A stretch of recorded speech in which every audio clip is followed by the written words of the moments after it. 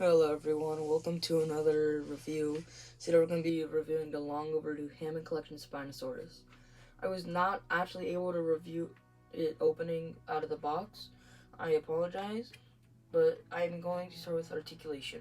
But first off, I would like to say that this will be the first of a small series of unboxings.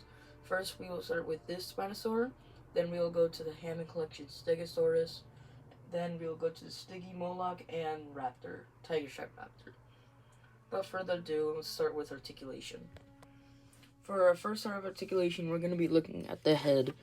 The head can move down that much, up that much, all 360, move side to side, like so, side to side, down that far, up that far. Altogether, it makes for a pretty good head range.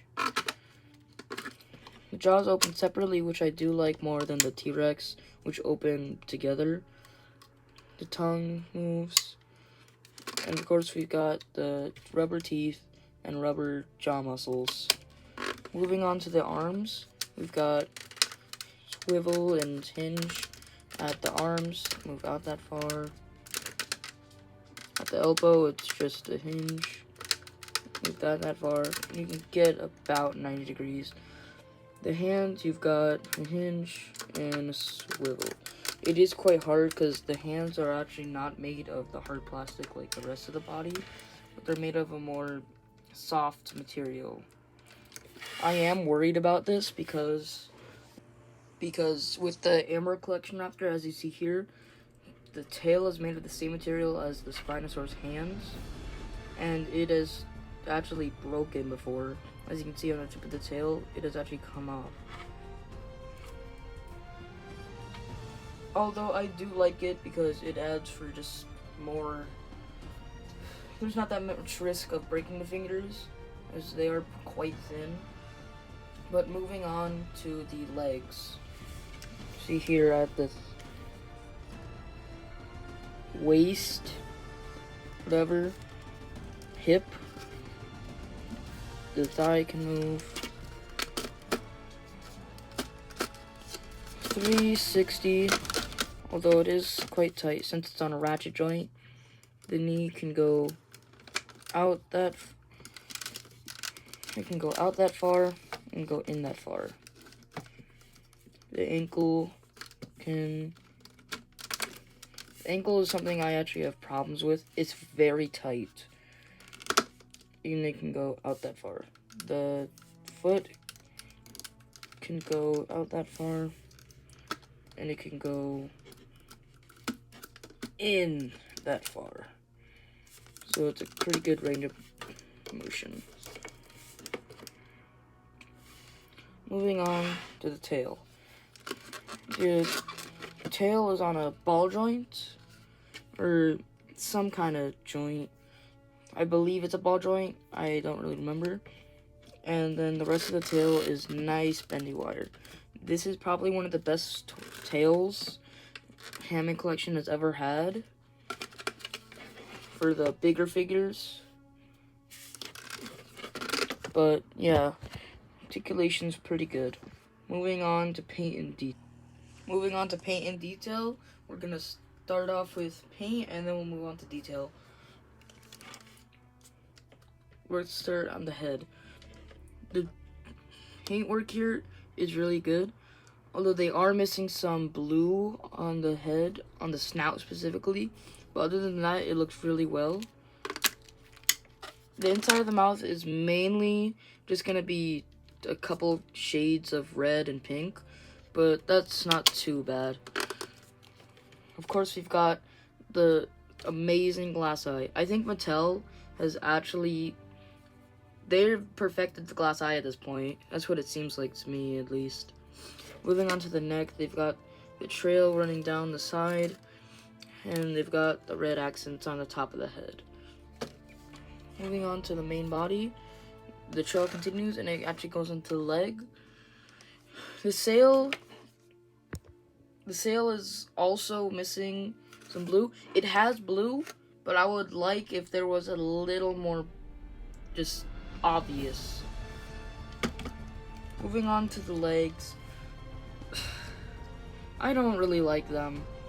I do wish that, because with the T-Rex, they actually had dry brushing and just different shades of colors on the legs, which we will see more of in the comparison to the other big figures like the Giga and the T-Rex.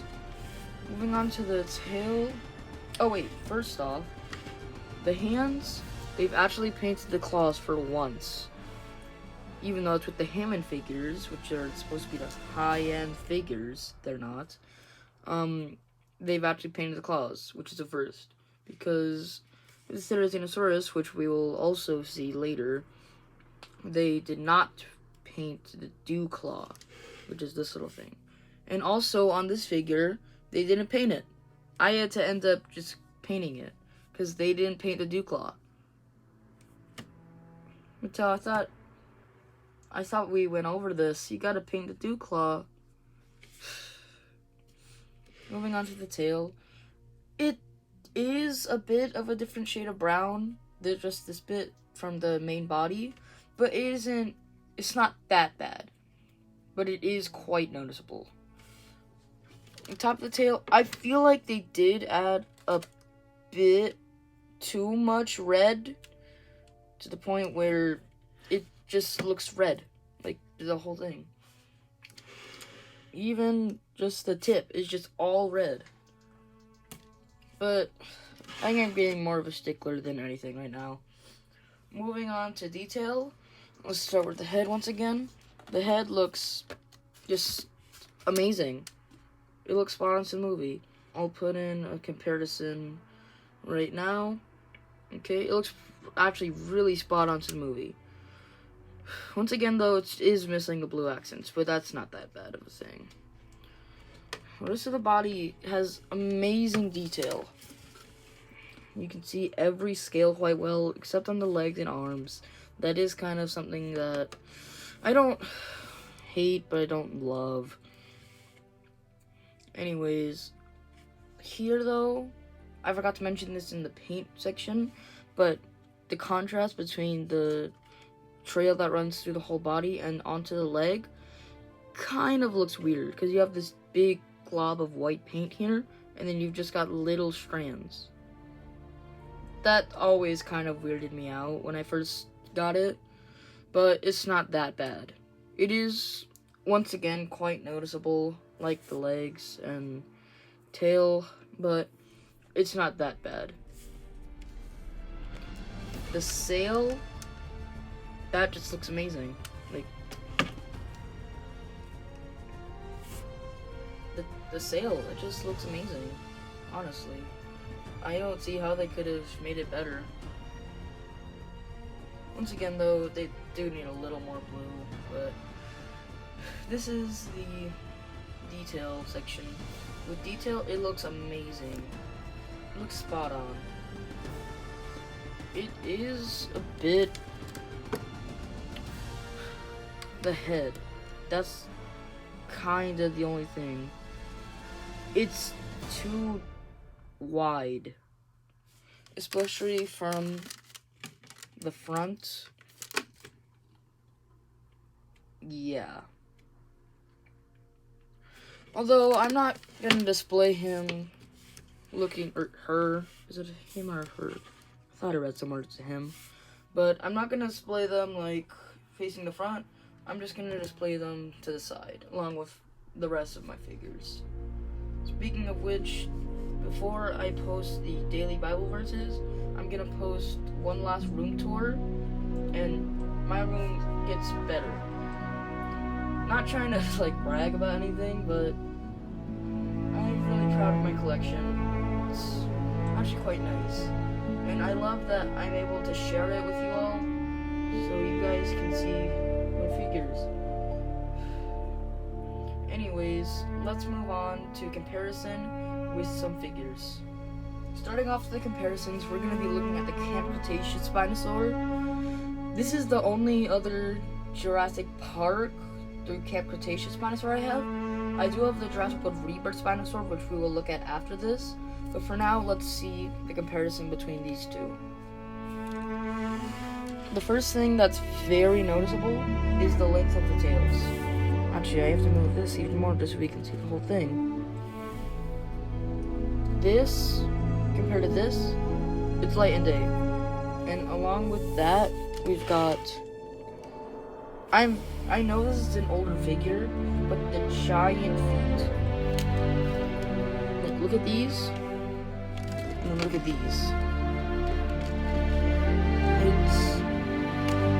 It's amazing how far Mattel has come.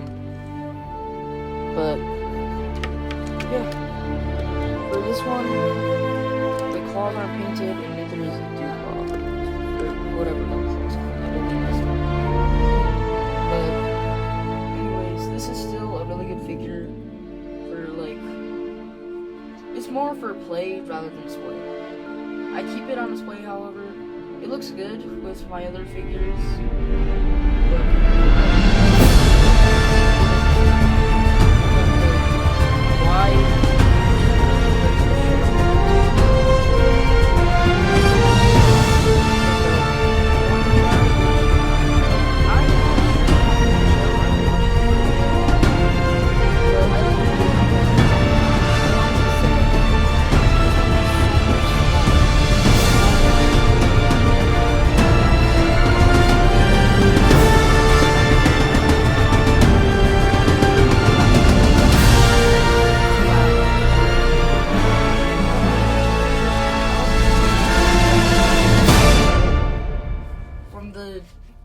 monster that was the Spinosaurus from JP3 to the more realistic and paleo-accurate version of the Spinosaurus. The first thing that we can see mainly is the different head sculpts. We can see this one's more paleo-accurate and more crocodilian in a way, rather than this one. More than this one having more of a monstrous take. It still is beautiful and I love it to death. But compared to the Rebirth Spino, I like the head sculpt on the Rebirth Spino more. Not saying that I like the Rebirth Spino as a whole. I'm just saying that it works better for its just figure. I love the Spinosaur from JP3 more than the Rebirth one. But I just like the more realistic design of the new one, the Rebirth one. The second thing you can see is the different, the different sails. You can see that this one's more rounded off at the top, and this one's more flat. We can also see the different designs. This one's got yellow and black, or orange, if you can see. And this one's got red, white, blue, and a little orange. Yeah, this one's, the Rebirth Spino is actually a lot smaller, as you can see. It's a lot smaller by a good bit. The other thing is that you can see this Spinosaur actually has more like claws for holding things, and this one has claws for more like attacking. This one does have a play feature, and I will show you right now how it works. So you just click this button, and it makes noise, the tail moves, and bites. It's actually really cool. I actually really like it. It's a fun toy. Of course, we can't talk about the two different Spinos without talking about the differences in the tails. We saw with the Camp Cretaceous Spino, the only difference was that they were different lengths and kind of had different paint. With this one, they're just completely different. Let me get a better look. This one, they're just completely different. This one's got a more aquatic tail for swimming. It looks kind of like a salamander's tail. This one's got a more reptilian tail, if that makes any sense. This one's also... I do wish that Hammond Collection didn't go the route of the bendy wire tails, and if they just went the opposable tails with joints, like kind of like they did with the Hammond Collection's Ankylosaur. But anyways, it's fine. I like the tails. But I do like this one's better. I do wish it was posable though. And I do wish that the mouth stayed open a little better.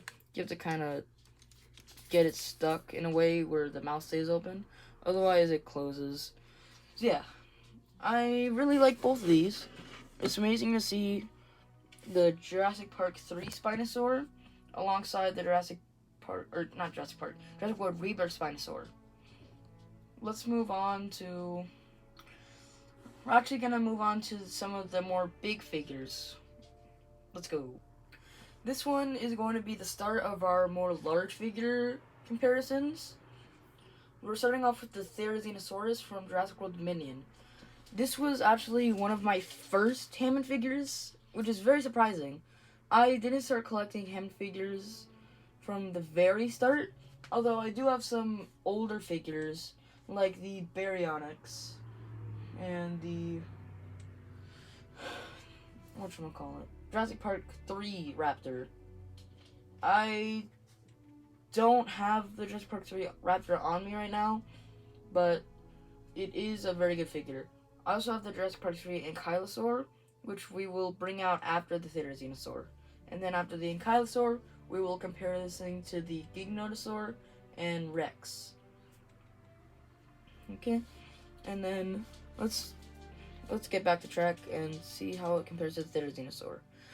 As you can see, they're very different in sculpt, which is kind of obvious because they're different in a lot of ways. I do like the Spinosaur. I like the Therizinosaur's sculpt more and paint, especially on the head. They just blew the head out of the water.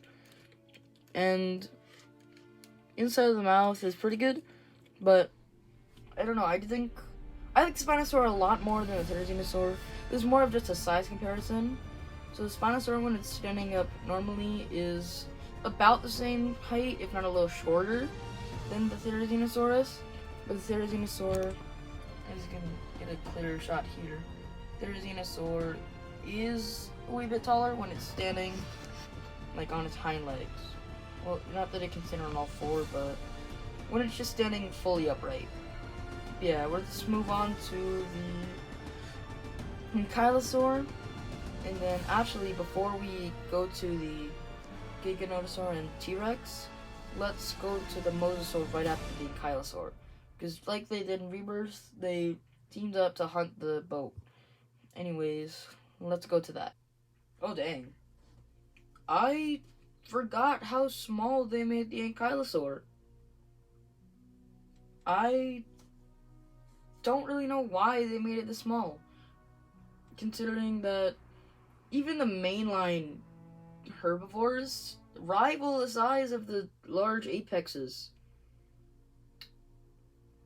Not really sure why they made it so small, but let's get into just some things. So, of course, they're all from the same movie, Jurassic Park 3. The Ankylosaur is kind of an older figure, and as I was saying earlier, they have the jointed tails, or segmented tails rather than the bendy wire. And this is the first kind of thing of rubber spikes on a figure. Of course, we got the rubber hands on the Spinosaur. This one's got the rubber spikes, just so it's not too sharp or whatever. Anyways, I like both these figures. They go really well together. And I'm definitely going to do some toy photography with these two. I actually really like them. They look, as I said a little bit ago, they look really good together. Really like them. But let's move on to, of course, the Mosasaurus from Jurassic World Rebirth and the Jurassic World one. And then we're going to go to the Giganotosaur and T-Rex. Here we are with the Jurassic World Rebirth Mosasaur and the Hammond figure. They don't scale together because the Spinosaur is about the same length as the Rebirth Mosasaur. Of course, it looks a lot bigger because it's closer to the screen. But if we compare the lengths of them, you can see the Spinosaur we can see that the Spinosaur, let me bring in the Mosasaur real quick, is about the same length as the Mosasaur. If not, a little longer. Of course, that's because this isn't the Super Colossal, it is the smaller one, which I did get because I don't like the design of the Super Colossal. It looks like a seal that's balancing a ball on its nose. Anyways, as you can see, the Mosasaur definitely has a lot of detail. The paint, the paint is actually better than the Jurassic World one, in my opinion. And of course, we've got. I'm glad that they've started implementing the rubber teeth into their figures. Of course, we got the second row of teeth. And yeah, I really like the Rebirth Mosasaur. Anyways, let's move on to the Jurassic World Mosasaur. And then before we get into the other big two, we're gonna look at it compared to the Indominus Rex. Let's go. Jeez. Oh, it's been so long since I've had this thing on the table. Actually, I've never posted a video with the Jurassic World Mosasaur. I've had this figure for probably about 7 years. I got it around the time Jurassic World came out, and I love this thing. I do like the Rebirth one more, but that's also because it's newer and it's just really good. Anyways, we can see that Mosasaur, this one's definitely more simple than the Rebirth one, but it is larger than the Rebirth one. And compared to the Spinosaur, it kind of dwarfs it. It makes the Spinosaur look kind of tiny. It is surprising, because this is supposedly the second largest carnivore, even though it's probably the largest. In Camp Cretaceous, at least. I believe it's bigger than the Giga. Anyways, yeah, I really like these together. They look really nice, and I just think they scale better than the Rebirth one. But anyways, let's move on to the Indominus Rex. I decided to go with this Indom rather than the reimagined rubber one, and we can see that the Spinosaur is definitely larger and just has more self-presence. I do like the Indominus Rex a lot. This is one of my favorite dinosaur designs, and just dinosaurs in general. But I do like the Spinosaur more. It's just better. I get that this is the mainline, more kid figure, and then the Spinosaur is supposed to be the collector figure. But hopefully when the Hammond Collection Indominus Rex comes out, they'll make it bigger and just better, honestly. This figure is still really fun. But yeah. Anyways, enough stalling. Let's get to the big figures, which are the Giganotosaurus and T-Rex. We're gonna start off with the Giganotosaurus, and then we're gonna see the comparison to the T-Rex. Wow. These things look really good together. Whew. It's actually been a while since I got the Giganotosaur. Let's start with sizing. So the Spinosaur, in this specific pose, is just barely taller than the Giganotosaur. But of course the Giga is longer. It's like 2.5 feet, and the Spino's only like 1.5. But oh, these two look so good together. Two apexes of their respective movies. It's hard to pick which one I like more. I like the Giga's sculpt and detail a lot more than Spinosaur. I think it just blows the Spinosaur out of the water, in my opinion. I know that a lot of people actually really like the Spinosaur more than the Giga, but compared to the Spinosaur's paint, I like it a lot more. It's just, it looks just better, in my opinion. Because, I mean, the Giganotosaur is my favorite, or is definitely up there with my favorite Jurassic World designs. Just below the Indoraptor and Indom. But those don't really count because they're not really dinosaurs. But I just like the Giga more. I don't really know how to explain it. Play-wise, or like, not play-wise, pose-wise, the Spinosaur is a million times easier to pose than the Giganotosaur. The Giganotosaur, I love it, but it's old, kind of. It's about 2 years old, and the joints are getting quite loose. I'm surprised that the ankle joint is looser than the Rex, which I've had probably since the Hammond line started. Not around, but I bought it a little after the Hammond line started. I really love the Giganotosaur. It's probably it's honestly my favorite figure in the collection. Favorite dinosaur figure, at least. I just love it. I love the design. I know this might be a little crazy, but I actually really like Dominion. I really like it. And Rebirth was actually really good as well. I will rank the Jurassic movies in the next couple of weeks from worst to best, but for now, yeah. And then we can actually have a comparison with a human figure. And see, it definitely is to size. It's definitely to scale with the human figures. It's just actually really good.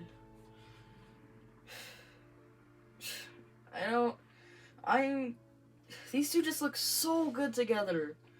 Like, I can't even find the right words to describe this. My favorite figure and my second favorite figure, right next to each other.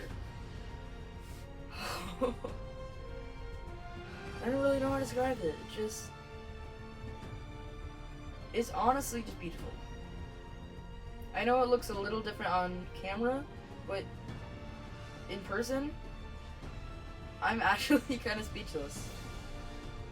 It's a weird feeling. But enough about the Giganotosaur. Let's move on to probably the thing that's might look best compared to the Spinosaur. The Hammond Collection T-Rex. Let's go. Here we have it. The Hammond Collection Spinosaurus compared to the Hammond Collection T-Rex. I am actually... This is just amazing. One of my oldest figures and one of my newest. Thing. And you can just see how far the Hammond collections come. From the giant teeth and giant feet to the sharper looking teeth and smaller feet. From the tiny short tails to the just... It's amazing. Honestly. It's amazing how far the Hammond collections come. I love this line so much. And I can't wait for the future of it. Whew. Anyways, let's see what poses we can get these two into. The first pose is from Jurassic Park 3. It's the battle between the Spinosaur and the T-Rex. This pose is actually really cool. I really like how the figures look together. I was not able to get the bull T-Rex. It sold out in like 10 minutes. I'm going to do a custom paint on a second Hammond T-Rex that I have. And I'm going to try to make that look like it. Anyways, let's go into the next pose. Here's another pose I made. I'm really happy with how this looks. And once again, these figures look so good together. It feels unreal that the Hammond Collection has made things that previously seemed like a dream. Anyways, let's go on to the final, and honestly, one of the best poses. Here we are with the scene where the Spinosaurus snaps a T-Rex's neck.